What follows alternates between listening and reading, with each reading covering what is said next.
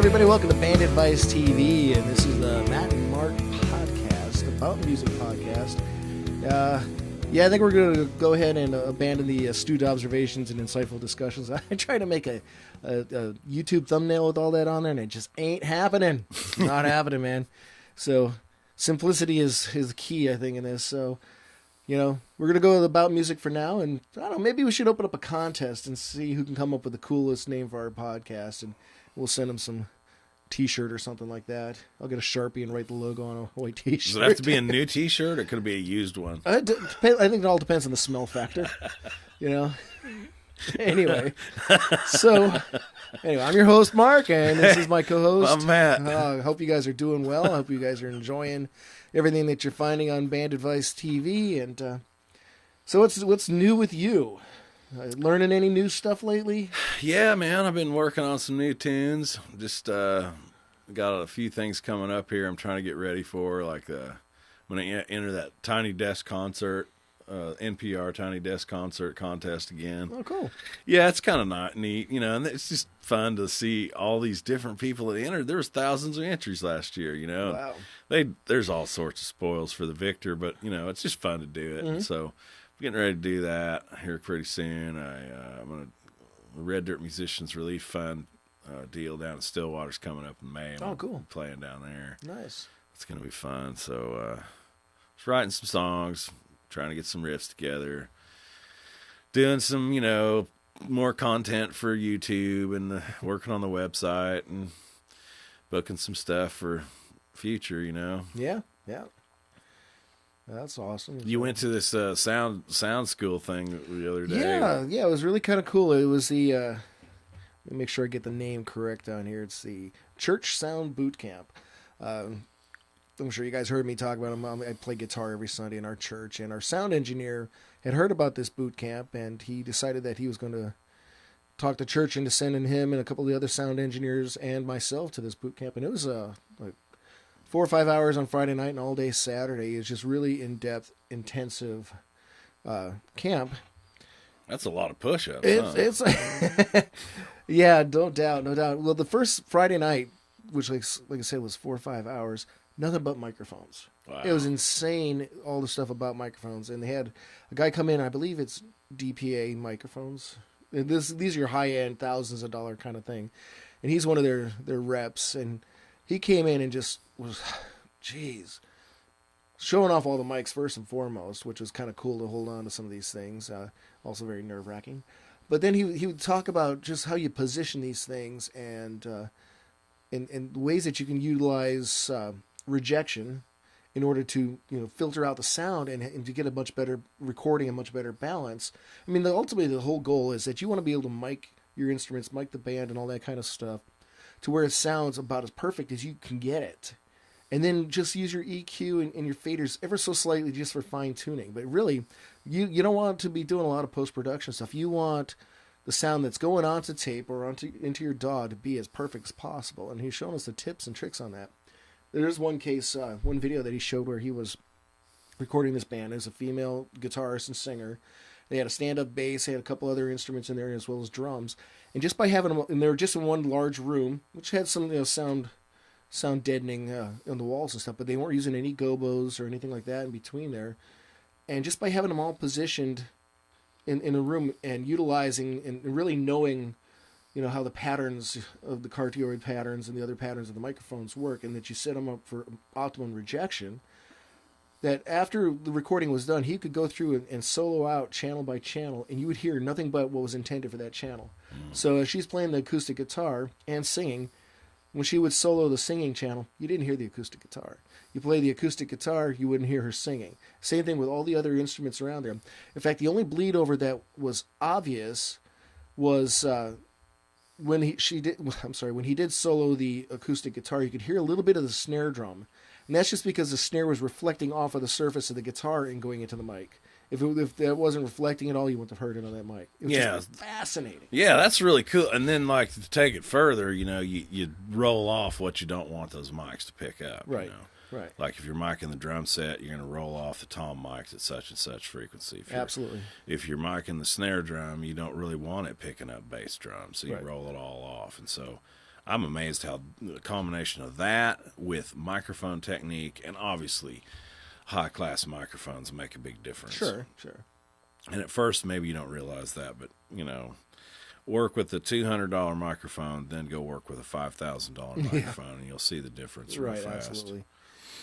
But it's even if you are just dealing with the $100 or $200 microphones, utilizing these techniques and just knowing what the mic is supposed to do, Right. and knowing how to set up the other mics in the room to work with that, so you have optimum rejection and that you're not dealing with proximity effect too much. Proximity effect. That's when your voice gets much lower the closer you get to the microphone. Right. And that's why radio DJs sound like this. And, just doing that, even with shirts and stuff like that, will make a world of difference. And I think that's just, when you're the guitar player, you're not thinking about that stuff. And when you're hiring your buddy to run sound, all he's thinking about is getting the stuff set up and then grabbing a pitcher of beer. And, you get a good sound guy in there, and it makes a world of difference. Sure does. Guy or gal. We're not going to play any gender biases here. So I know some sound girls that are Nice. really good at it. Nice. Yeah, I mean, it's cool that, it's like a whole thing. I mean, our college sound guy, he went out to California, the concert sound engineering school, and learned how to work on a bigger level. He did all kinds of stuff, and he'd go and do monitors for somebody. He'd go on tour. He did, all kinds of things, and just it's technology in a different way than most band guys think of it. Yeah, absolutely. And what was really cool is, I'm trying to find the name of the guy. I think his name is Kurt. He learned from the best. He learned from Bill Porter, and if you guys don't know, Bill Porter was Elvis's sound engineer. He also worked with Chet Atkins and all kinds of people. I mean, if you're going to learn from a guy, that's a guy to learn from. So I learned from the guy that learned from him. So that's pretty cool. Man, there's all kinds of those visionary guys. Some of them are still alive, and it's cool to, I look up to guys like that just as much as I look up to guitarists. Your Mike Matthews from Electro Harmonics, Les Paul, and Seymour Duncan. These people they were in the music business sort of, but it was kind of like the technology part of the music business. Right. And so Les Paul's a great player. Seymour Duncan's a great player, as in their own right, but they did as much for the technological part of it as they did for the playing part of things. Yeah. And that's pretty cool. Yeah, if you guys ever get a chance, just Google Les Paul, and there's like an hour or 2 hour long documentary on him, and it's just fascinating. Or better yet, just read his biography. Yeah. You'll get do people actually read anymore? Yeah, I do. Oh, I mean, you get a real idea of what he was about, It was pretty awesome life, pretty awesome story. Just that whole deal with the modifying the tape decks to do the overdubbing. It's like, man, nobody thought of that. Yeah. Part of on that one video too, they're talking. Les Paul was talking about a situation when he went home and saw his mom, and his mom's like, "Oh yeah, I heard you on the radio the other day." He goes, "I wasn't on the radio the other day." "Oh, sure you were." And that's when he realized that there were people out there that were actually imitating him now. Oh. And that the style and the overdubs and all, they were imitating him. And I don't think they're necessarily trying to ride on his name, but definitely on his accomplishments. So he decided that he had to do something different. So that's when he started speeding up the tape. Oh, yeah. So he'll start recording, speeding up the tape. You get these really high, kind of alien sounds from the guitar and stuff. And it was really, at that point in time, super experimental. I mean, that's, your prog rock at its infancy. Oh, yeah, man. Yeah, some of those, like 4 parts at a time going on. Oh, sure. Yeah, Mary Ford was just a brilliant singer. She had a beautiful voice, and she'd do all those layered harmonies on there, too. It's crazy. Yeah, and, it's like everybody knows him for, he invented the electric guitar. That's not quite true, but sort of. No. I mean, the Les Paul was the first of many electric guitars, and he did have a big hand in that, but he did a lot more than just that. So for that, I look up to the guy, Absolutely. I mean, you wouldn't be sitting behind a 64-channel desk if it wasn't for Les Paul. No, you would not. And so guys like that, I really look up to them because, they made our job easier and better and more interesting and more possibilities, you know what I mean? Yep. Plus, he's a Wisconsin boy. You got to respect that. Oh, yeah. Yeah, that's true. If you didn't realize this, I'm an Okie from Milwaukee, so long live Wisconsinites. He was rhubarb bred in the early days. Yeah, that's right. That's awesome. So when you're playing live, what kind of sound gear do you use? Well, we got like three different setups basically, and so when I'm playing like solo gig, I'll just usually use like a powered monitor, a JBL powered monitor, and some kind of mixer. Anything really. It doesn't. It's just me and acoustic guitar, so it doesn't have to be anything spectacular. So I usually do that for that, and then band gig, I'll use those. I like those Soundcraft powered mixers, Mm-hmm. the 1,000 watt version of it. I mean, it's like you can lift it up with your finger. It's just Oh, amazing cool. how light it is, and so plug in there, and it'll give you 500 watts a side, and that's good enough for little club gigs and 15s and a horn, and then Mm-hmm. run that powered monitor off of the monitor out on there. Then you could also run with like separate power amps, two bigger speakers, and then use those 15s as side fills. Mm-hmm. And beyond that, I mean, they're going to have a house PA if it's anything bigger than that. Sure. And so, I like to keep it compact and keep it like, we don't have to haul around a whole lot of stuff because it just takes a lot of time, and the first thing out of their mouth is too loud. So, I mean, Yeah. there's no sense in hauling around a bunch of subwoofers and all that stuff. Some of these smaller places just don't need it.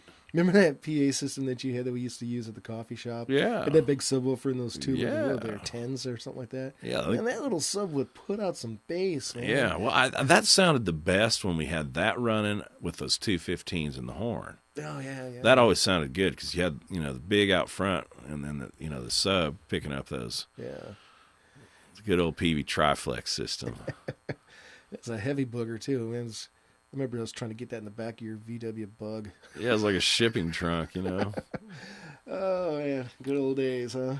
Good old days. Yeah, I knew I was going to have to get a truck if I was going to start playing music more because hauling it around. Yeah.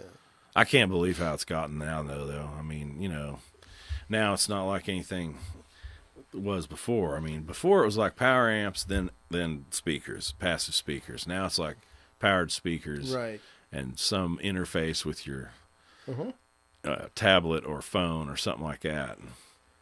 Yeah, the board that we're running at church, it's a Yamaha, and so it's got the full-on Wi-Fi, so we can run the tablets and stuff like that. Plus, on our phones, we all have apps on our iPhones that we can control our own monitor mix. Wow. So I have the electric guitar monitor mixer if I'm on the Wi-Fi when I'm out front. The inners, I can just go and balance all 16, 17 tracks that we got going. They got them grouped up so the lady vocalists are there, and it's like whenever we have one particular vocalist, I got to make sure to go in and pull her way back because she's got one of these really out there voices, and it's really cool. It's really cool. A lot of capabilities. Yeah. Yet we still have people that are resistant to it. We're trying to go totally soundless on stage. So we want to get rid of all the monitors, floor monitors. But you always get some guys like, I don't have an iPhone, and I hate wearing headphones when I'm playing. It's like, well, just take the monitor away, and then you'll have to get used to it.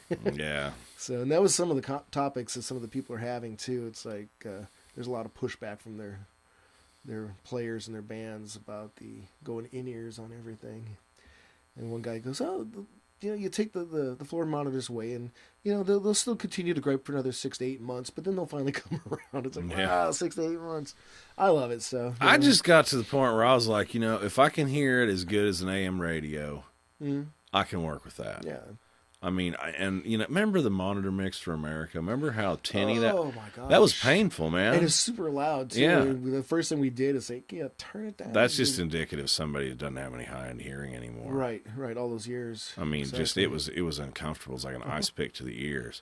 And so I'm just kind of got to the point where I'm like, hey, if I can hear everything, that's cool. And it gets, of course, more complicated when you got more pieces, and so you got 35 people up there in the band and the singing and stuff. Yeah, I mean, I'm with you. Those church gigs I've done, it's like there's always somebody complaining about how it sounds, and it's exhausting. Well, we're getting pretty good at it. We got a really talented sound engineer, and he's been training his guys really well. So, but yeah, it's about getting the the band members, because we rotate band members. We'll have different people every week. Mm. I think myself and the worship leader are about the only two that are really consistent every week.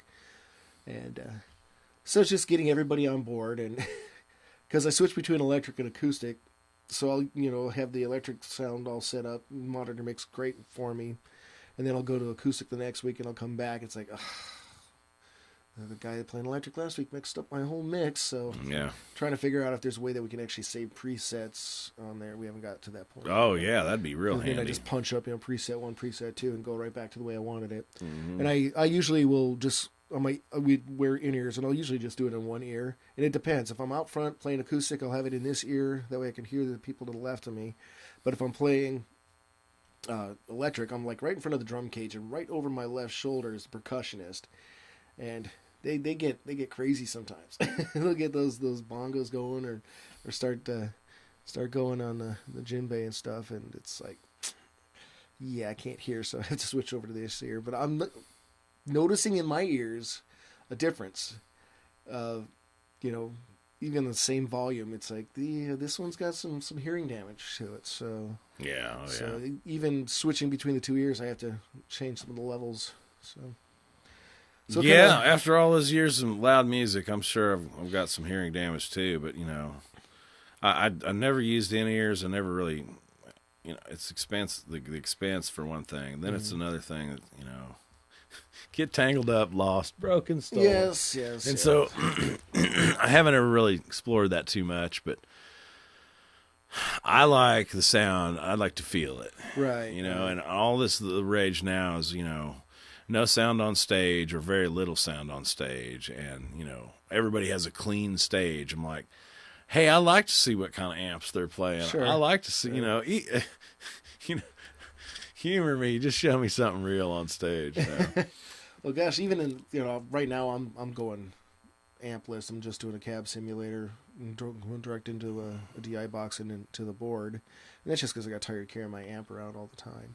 But there's some of the churches that are out there that they want to have the clean stage. So if you are running a tube amp and you do want that thing cranked up to 11 to get the tone that you're looking for, they'll actually have it way off stage in a contained box, a soundproof box and things like that, which I can't even imagine trying to run something in tubes in a enclosed box. The heat inside there's got to just get insane. Well, it's like what it is it's an isolation box. Right.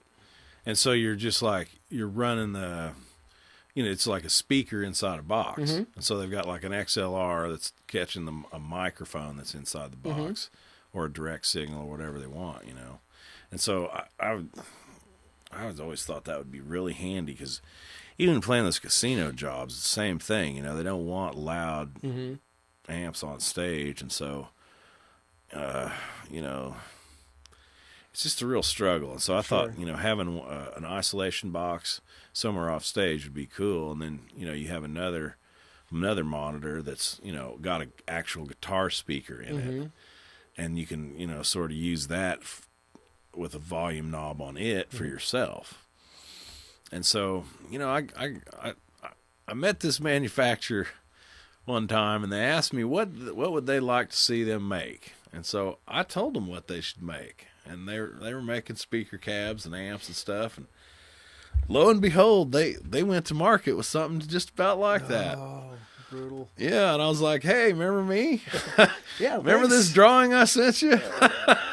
And they were like, oh, and it was so uncanny how like the verbiage was almost like similar to what I told them, But it's a great idea, because if you're running a loud ass amp, you want to be able to put a collar on it and control it. Sure. And even like in those big shows, a lot of those cabs are empty, and they've got a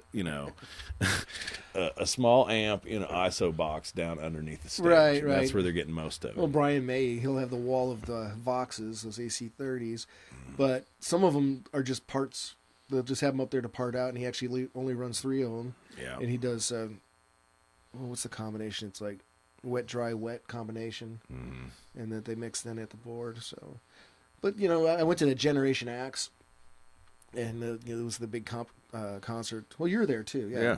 And you remember Yngwie's setup, all those Marshall stacks took up half the stage. The drummer was offset over to stage right, and he had this nasty wall of Marshalls, and then you got Steve with his little legacy stuff right there in the center, and then Tobin's got his stuff off to the side. I'm like, there is no way in the Brady that he's got all those Marshalls going. No. They're for show, and it's like, could you just dial the ego back a little bit and take a couple of those off there so the stage looks a little more balanced? I just can't think that he'd have more than one or two of those going. Yeah, it doesn't make any sense.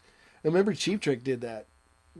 Rick Nielsen had all of them, but half of them were instead of speakers, they had auto headlights, and they hit it, and all of a sudden these things would light up like the high beams and deer and headlights kind of thing. Well, and even like I've played some pretty good sized places, and they were all like, oh, we just can't have that kind of stage volume, and there's just no way in the world that they're running all those amps, and so.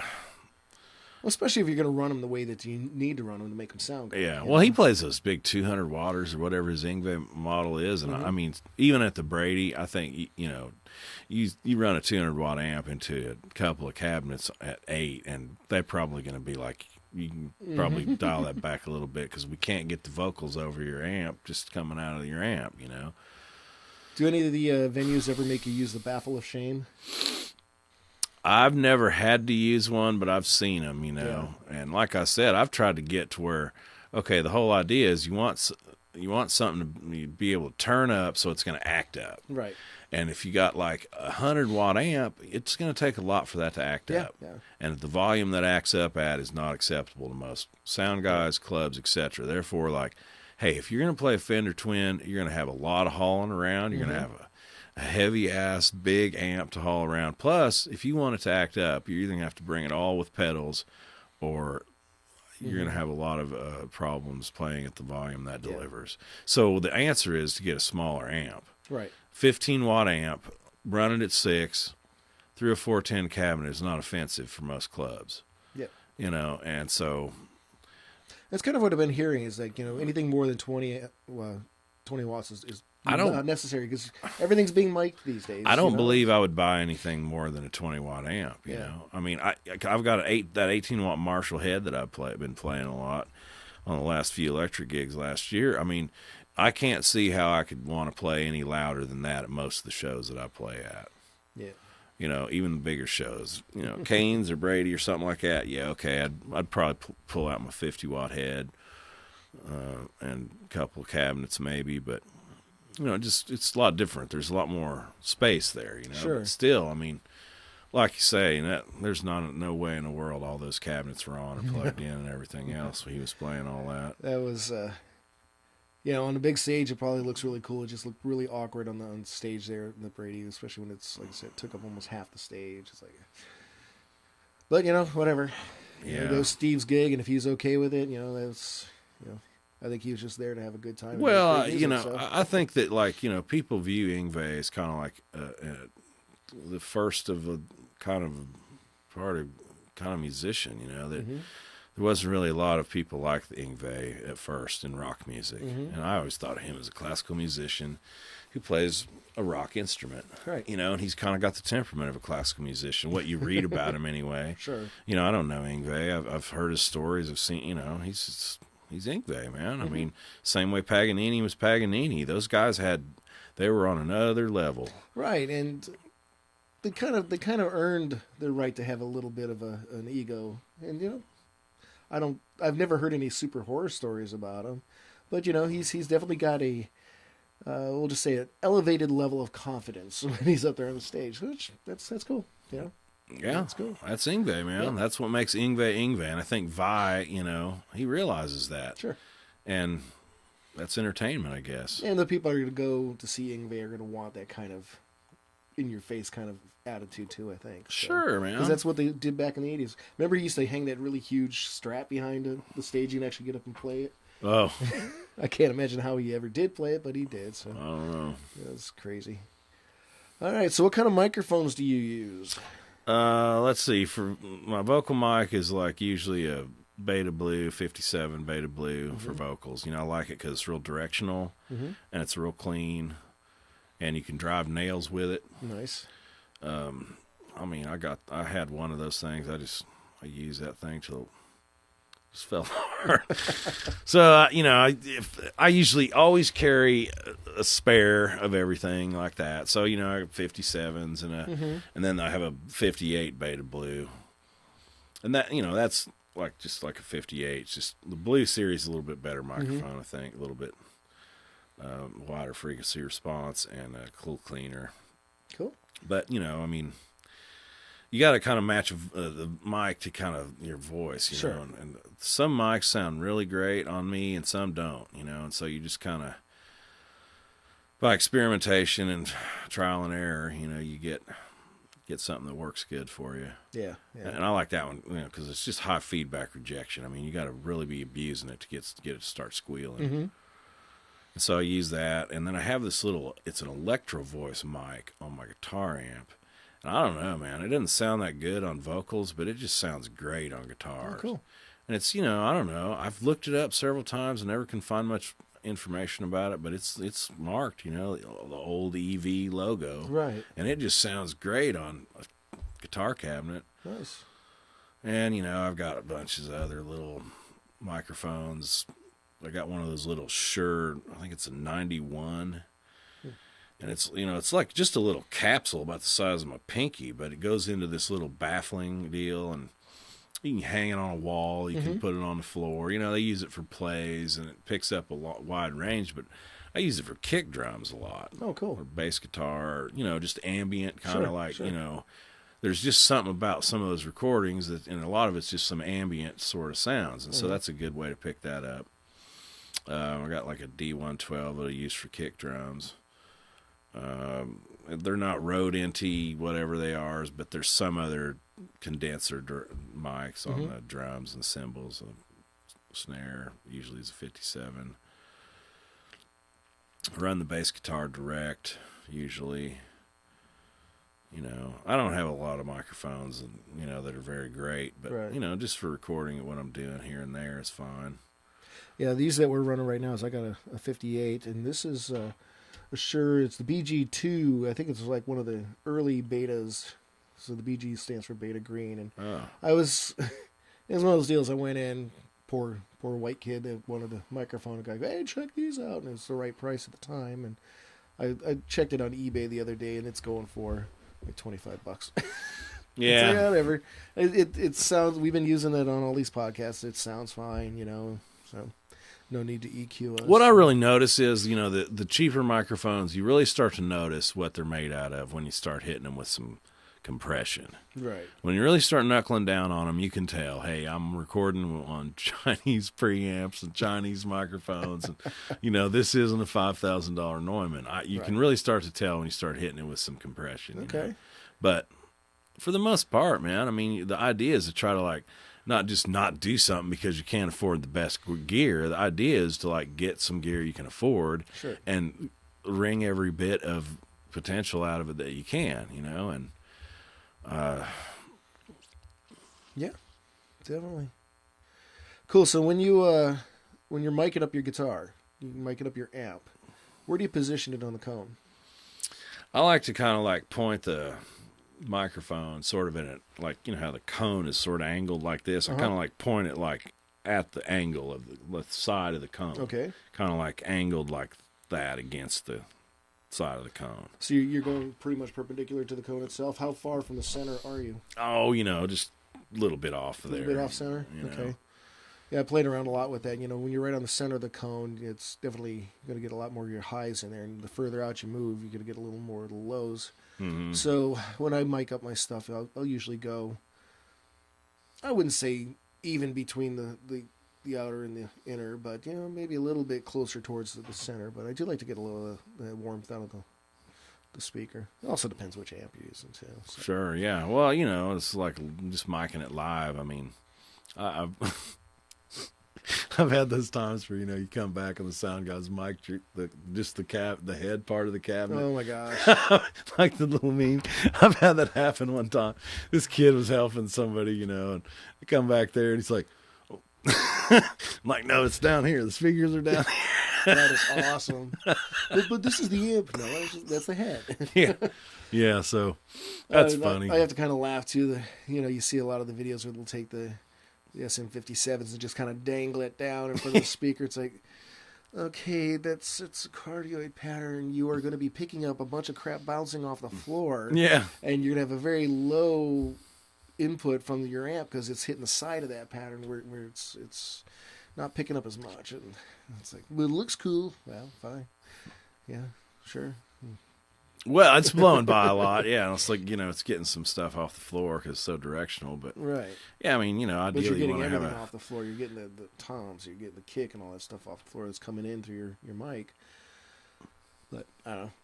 Yeah, I mean, just having a mic that's on a stand and steady on the stand and quiet on the stand and good cable and all that kind of stuff is a good place to start. And just move the mic around. See what sounds good, the best for you, Yeah, well, that kind of reminds me. You're talking about isolation boxes. I saw a guy who had built himself a really nice isolation box, but he wanted the ability to still experiment with moving the mic around. So he took the parts out of like a CNC machine or something like that. And it's got the track and access and stuff, so it'll go all different directions. And he actually built this rig in there that he can put his mic on, had a little camera on the thing, and a little controller. So as he's playing in one room, if he wants it a little closer, it'll go move in. If he wants it a little further or a little left, it'll move it back and forth until he finally found the sweet spot. It's like, that's a lot of work. Yeah, man. But, maybe it might be less work than constantly running back and forth and flipping the lid open, but, yeah. Well, once you kind of get right? the signal chain working for you, you kind of know what works and stuff. And put the little tape square on it to where to point the mic. Yeah. Awesome. Well, that's a lot of good discussion on sound reinforcement and microphones and the baffle of shame. There's a bar in Indianapolis I always go to called Slippery Noodle, oldest bar in Indiana, and it actually used to be a stop on the Underground Railroad. It's a blues bar, but we were hanging with one of the bands one night, and I saw the guy at the baffle of shame goes, making you use that, huh? And he's like, yes. He just grit his teeth. It's like, but it's such a bright room anyway that they have to do it. Yeah. What was he playing through? A 60-watt Fender Super or something? It was a Fender Tweed of sorts, so it may have been a Junior. I don't know. But regardless of the amps, all the amps had to have it, so that was just their rule there. So wow. But, I'm not going to argue with a venue like that that's been around that long. Right. So, all right, well, cool. Good talk. Good talk on sound and mics and things like that. If any of you guys are interested, this cat that does the Church Sound Bootcamp, just go to his website, which is churchsoundbootcamp.com. And in fact, he's going to be in Indiana next if he hasn't done it already. But he goes around about 10 cities a year. And he has an online version of the course too, so it's well worth it. If you're just dabbling in sound or you're trying to figure out how to talk to your sound engineer, you'll learn a lot. So anyway, a little cheap free plug for him. All right, well, I guess until next time, that's about all I got. You got anything else? Sounds good, man. Well, I am Mark, and this is Matt, and we're Matt and Mark's Bout Music Podcast. So. Remember, it's not just good advice, it's bad advice. Peace.